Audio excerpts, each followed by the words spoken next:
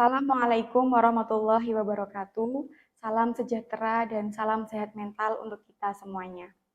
Perkenalkan, nama saya Miftah Wahyu Rafa Sakina, SPSI, MPSI Psikolog, dengan nomor induk dosen nasional atau NIDN 0711129601. Saya adalah salah satu dosen tetap di program studi S1 Psikologi Fakultas Kesehatan Institut Ilmu Kesehatan Bakti Wiyata Kediri, Jawa Timur. Pada kesempatan kali ini, sebagai bagian dari pemenuhan unjuk kerja Tridharma Perguruan Tinggi di bidang pengajaran, saya akan memaparkan salah satu mata kuliah yang saya ampu, yaitu mata kuliah Psikologi Pendidikan dan Pembelajaran yang memiliki bobot 3 SKS dan diajarkan di semester 3. Mata kuliah Psikologi Pendidikan dan Pembelajaran ini dirancang khusus untuk membekali mahasiswa yang merupakan calon-calon pendidik masa depan agar mampu memahami fondasi psikologis di balik perilaku belajar peserta didik. Di mana deskripsi mata kuliah tersebut adalah memberikan gambaran teoritis dan praktis mengenai penggunaan ilmu psikologi dalam setting pendidikan, baik dalam konsep dasar pendidikan, psikologis peserta didik, asesmen dalam pembelajaran, hingga sekolah sebagai sistem pendidikan.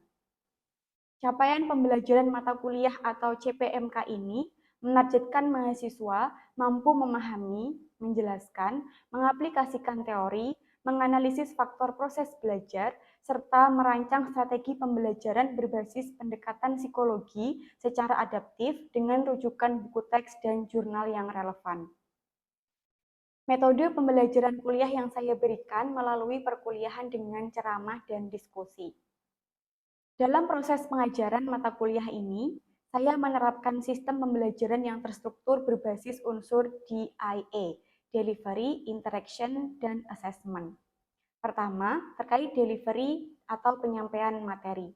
Dalam aspek delivery, langkah saya dimulai dari penyusunan rencana pembelajaran semester atau RPS yang terstruktur bersama dengan tim teaching dan diupload di sistem Oasis, hingga penyampaian materi di kelas dengan menggunakan PowerPoint sebagai media utama agar mahasiswa mampu memahami esensi perkuliahan dengan baik.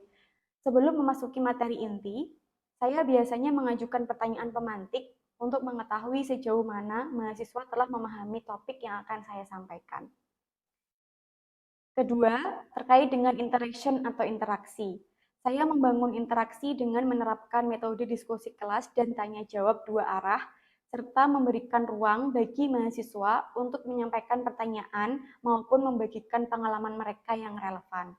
Selain itu, saya juga menerapkan metode collaborative group discussion, di mana mahasiswa dibagi ke dalam kelompok-kelompok kecil untuk berdiskusi memecahkan kasus yang disampaikan di kelas. Di luar kelas, interaksi tetap terjaga secara sinkron dan asinkron melalui platform Online Administration School Information System atau OASIS di kampus kami. Ketiga, terkait dengan asesmen atau penilaian. Saya menerapkan evaluasi yang transparan, objektif, dan berorientasi pada proses sejak awal perkuliahan. Komponen penilaian terdiri dari keaktifan diskusi kelompok sebesar 15%, tugas analisis studi kasus sebesar 15%, ujian tengah semester sebesar 35%, dan ujian akhir semester berbasis proyek kolaboratif sebesar 35%. Rubrik penilaian detail ini telah dibagikan kepada mahasiswa di awal kontrak perkuliahan. Setelah pemaparan singkat mengenai draft rancangan pembelajaran ini, saya akan menampilkan cuplikan rekaman video proses pembelajaran yang saya lakukan secara langsung di ruang kelas. Sesi kelas yang akan ditampilkan berikut ini adalah pertemuan kedua yang berfokus pada topik karakteristik perkembangan peserta didik. Di dalam video pembelajaran ini nanti, Bapak dan Ibu akan menyaksikan bagaimana mahasiswa diajak melakukan review interaktif materi sebelumnya, membedah peta perkembangan kognitif dan sosial secara komparatif, hingga berkolaborasi aktif dalam menganalisis studi kasus psikologis lapangan. Selamat menyaksikan cuplikan video pembelajaran saya. Terima kasih atas perhatian dari Bapak dan Ibu semuanya. Wassalamualaikum warahmatullahi wabarakatuh. Salam sejahtera dan salam sehat mental untuk kita semuanya. Baik, Assalamualaikum warahmatullahi wabarakatuh. Selamat pagi rekan-rekan mahasiswa semuanya. Pagi, Bu. Oke, untuk pertemuan mata kuliah Psikologi Pendidikan dan Pembelajaran kali ini, kita akan membahas terkait karakteristik perkembangan peserta didik. Namun sebelum itu, seperti biasa, sebelum kita memulai segala sesuatu, ada baiknya kita berdoa terlebih dahulu. Silahkan PJMK dipimpin doa. Oke, teman-teman silahkan dibuka OASIS-nya masing-masing, silahkan melakukan absensi di sana untuk pertemuan kedua mata kuliah Psikologi Pendidikan dan Pembelajaran. Baik, hari ini ada yang nggak masuk? Nggak ada ya, nihil ya. Oke. Baik, pertemuan minggu lalu saya sudah membagikan RPS di OASIS dan juga kita sudah belajar bersama terkait pengertian dari psikologi pendidikan, kemudian ruang lingkup psikologi pendidikan, dan juga bahkan sampai ke perbedaan antara psikolog pendidikan dan psikolog sekolah. Saya mau mengulas sedikit terkait dengan ruang lingkup psikologi pendidikan. Ada yang bisa jawab? 3 pilar ruang lingkup psikologi pendidikan itu apa saja? Saya, Ibu. Ya, silahkan Mbak Aza. Oke, jadi yang pertama ada peserta didik, yaitu mempelajari karakteristik setiap siswa, mulai dari tahap perkembangan, minat bakat, gaya belajar, dan juga perbedaan individual antar siswa. Ya, terima kasih Mbak Aza. Kemudian, pilar yang kedua, ada yang bisa jawab? Saya, Bu. Ya, silahkan Mbak Vivin. Kita belajar soal proses belajar, yaitu bagaimana cara kita itu membahas informasi yang diterima oleh orang. Oke, good. Next, pilar yang ketiga, ada yang bisa jawab?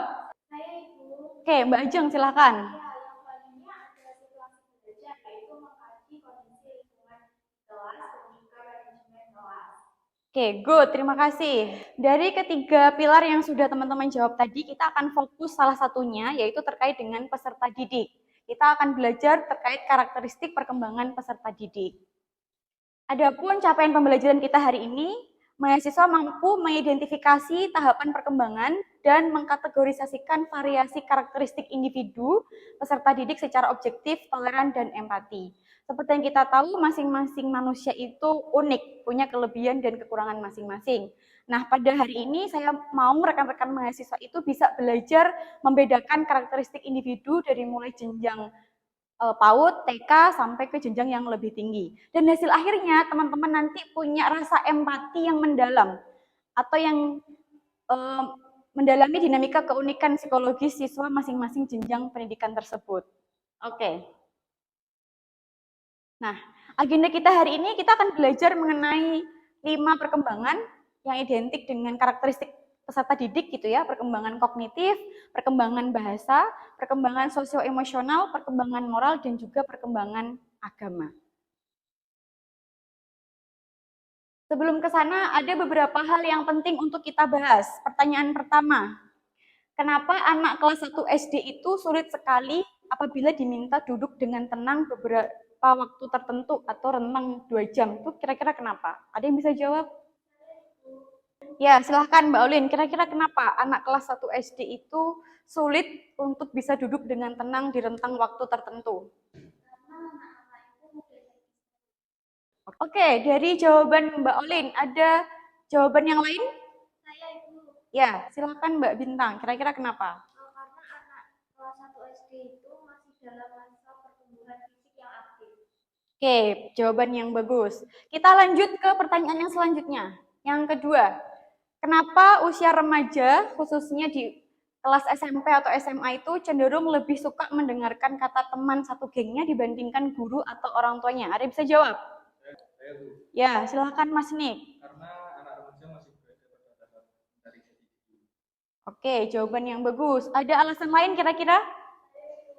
Ya, silahkan Mbak Arsa. Kira-kira kenapa? Karena teman sebayanya itu cenderung bisa memberikan rasa aman. Oke, dari jawaban kedua tadi ya, antara jenjang SD dan SMP, tentunya itu kan perlu treatment yang berbeda. Kira-kira dengan pertanyaan nomor 3, bagaimana cara kita menyusun strategi pendekatan yang pas sesuai dengan usia mereka tadi, usia SD dan juga usia SMP? Ada yang bisa jawab? Ya, silahkan Mbak Olin. Untuk anak kelas 1 SD itu menggunakan pendekatan belajar dan bermain. Oke, untuk yang SD menggunakan pendekatan belajar dan bermain. Oke, untuk yang SMP, kira-kira dengan cara apa? Ya, gimana Mas Nik? Nah, untuk anak remaja SMP dan SMA, mungkin kita bisa menggunakan pendekatan yang lebih demokratis dan melibatkan mereka ketika membuat. Oke, jawaban yang bagus. Jadi memang tentunya dengan perbedaan jenjang pendidikan, treatment yang diberikan dari pendidik atau nanti guru itu juga harus berbeda gitu ya, menyesuaikan tahapan perkembangannya masing-masing peserta didik. Next. Oke, kita mulai dari yang pertama, tahapan kognitif Jean Piaget. Mungkin teman-teman sudah pernah dengar sebelumnya di mata kuliah lain gitu ya. Beliau itu membagi menjadi 4 kategori usia dari mulai 0,2 tahun masuk ke tahap sensori motor. Usia bayi yang dia itu mengenal dunia hanya berdasarkan panca indera, ya kan? Dia bisa melihat, bisa mendengar, mengingat wajah orang tuanya dan orang-orang yang ada di sekitarnya dia. Kemudian tahap praoperasional, usia yang bisa berpikir imajinatif. Kadang mungkin punya ya ponakan di rumah yang keponya itu yang kepo banget gitu ya. Sampai pertanyaannya itu membuat orang dewasa kewalahan dalam menjawab. Justru itu tahapan perkembangan yang pas sesuai dengan usianya gitu. Kemudian yang selanjutnya, tahap operasional konkret. Dia sudah bisa berpikir logis, tapi butuh objek fisik yang nyata. Jadi belum bisa untuk memiliki konsep yang abstrak. Berbeda kalau sudah masuk ke usia lebih dari 11 tahun. Dia sudah bisa berpikir secara abstrak. Seperti itu. Next. Oke, kemudian tokoh yang selanjutnya, kognitif sosial menurut Lev Vygotsky. Beliau ada 2 teori, ZPD dan juga scaffolding. ZPD itu apa sih? Zone of Proximal Development. Jadi kira-kira sampai batas mana individu ini bisa belajar secara mandiri tanpa adanya bantuan dari orang lain. Nah, untuk scaffolding ini adanya bantuan yang bisa membantu individu itu di mana letak kesulitannya tadi, batas wajarnya sampai mana sehingga dia butuh bantuan. Nah, bantuan ini dinamakan dengan scaffolding. Secara lebih rinci, kita akan bahas di next slide. Tentunya semakin tinggi jenjang pendidikan, juga makin kompleks ya.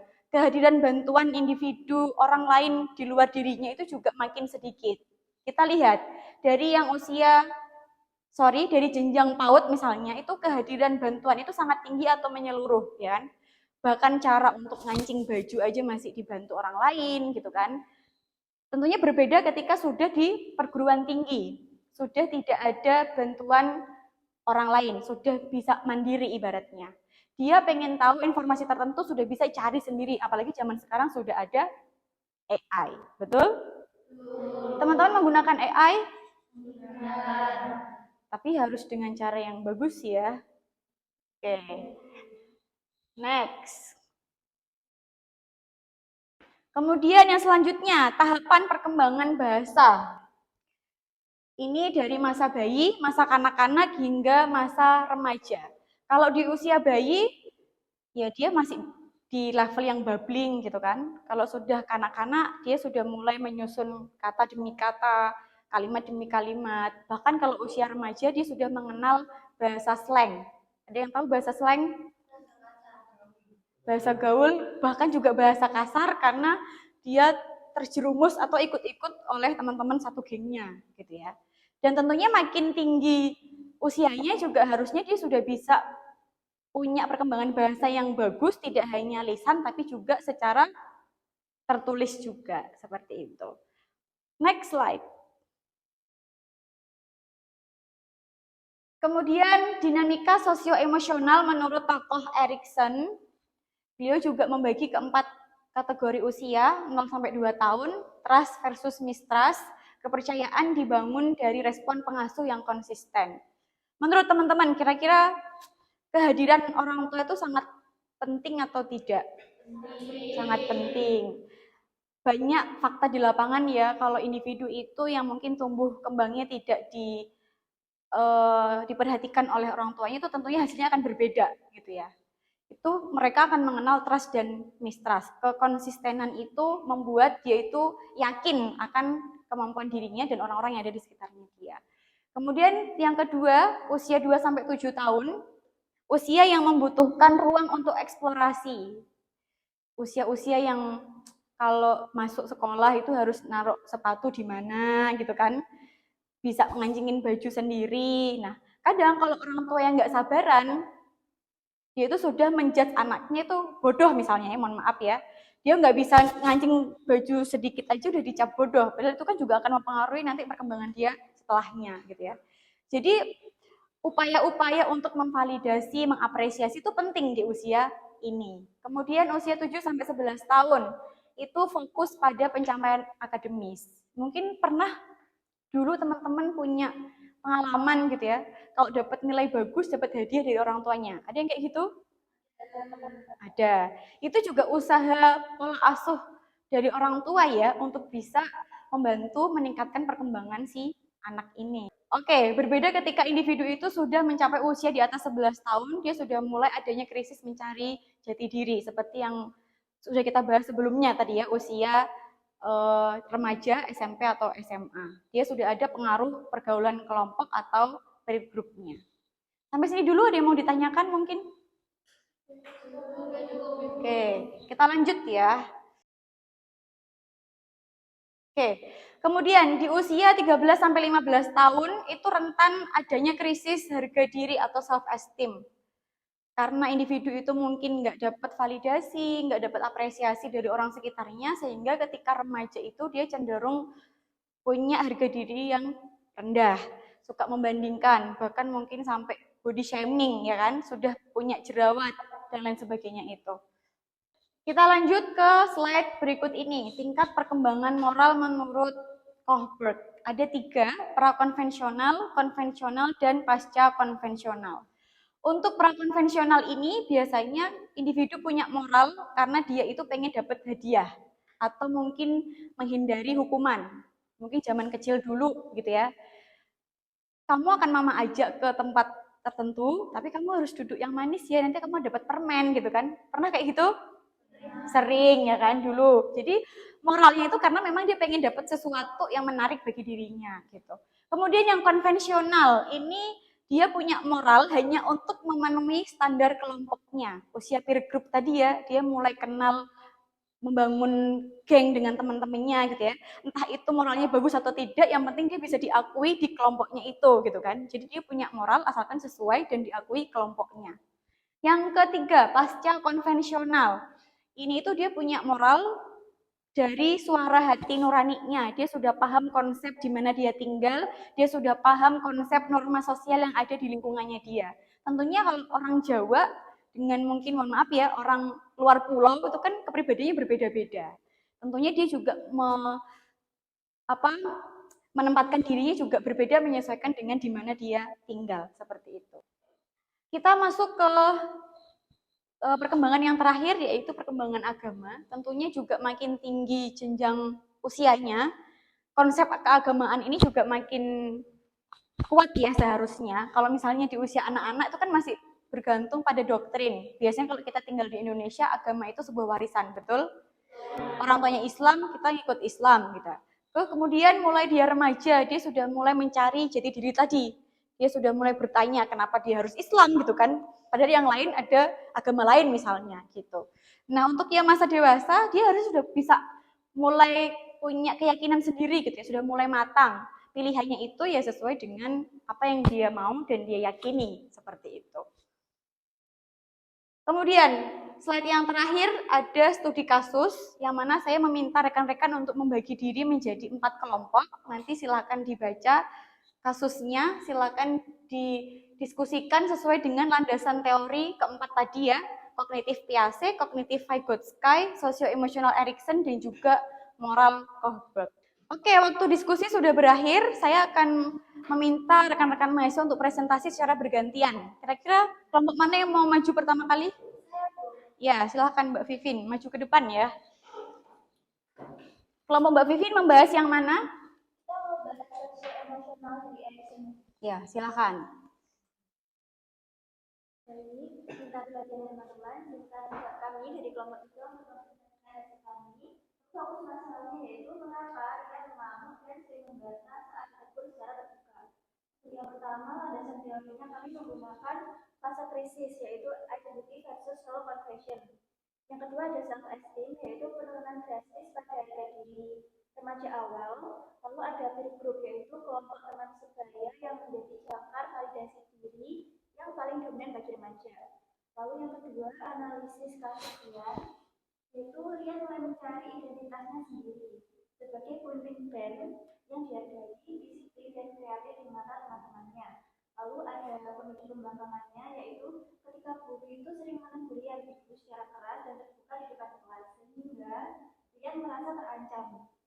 Lalu untuk rekomendasi kami sebagai operation keberlanjutan, kita akan bilang kepada gurunya untuk guru itu seharusnya dilarang keras untuk mempermalukan remaja secara publik. Pendekatan wajib dilakukan secara personal, satu lawan satu, di ruang tertutup, dengan empati dan kehangatan emosional, supaya jadi diri dia itu tidak merasa terserang.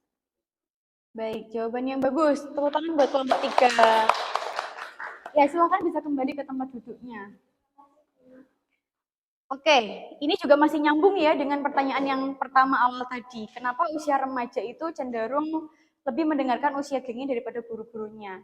Nah, ketika seorang guru menegur si Rian ini di depan orang banyak, ini juga menjadikan harga dirinya jatuh gitu kan. Harusnya treatment yang cocok ya dipanggil mungkin ke ruang BK, dikasih tahu pelan-pelan gitu ya. Nah, ini pentingnya sebagai calon psikolog pendidikan, amin, ya kan?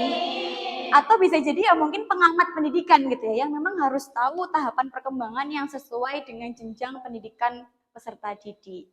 Mungkin itu yang dapat Bu Miftah sampaikan untuk perkuliahan pada pagi hari ini. Semoga dapat bermanfaat bagi teman-teman semuanya. Kita bertemu lagi di pertemuan minggu depan.